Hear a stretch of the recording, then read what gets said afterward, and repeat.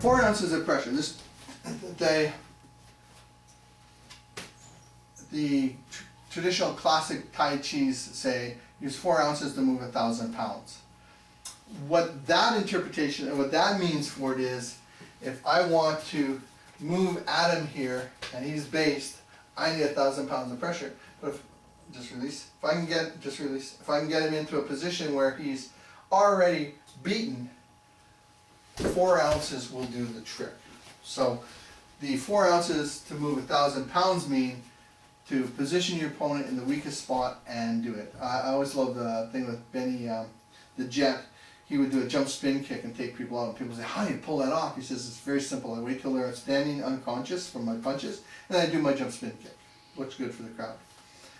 This is the same thing. Adam throws a punch here and I get him off balance. It doesn't take much to move him. That's the application of 4 ounces of pressure to move 1,000 pounds. It really means put the person in. If you read the Kodokan Judo book, it says, in all throws, unbalance your opponent. Take your opponent's balance. You can't throw a balanced opponent unless you're strong enough to pick him straight up in the air and chuck him.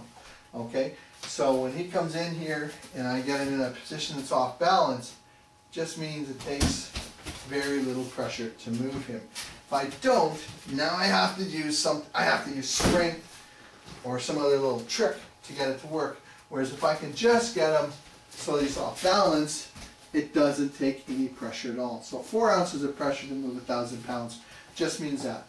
Beat their position, beat their balance. You don't need much. At that point in time, 4 ounces and up just determines how much physical damage you're going to do to them. And that depends on the legal situation.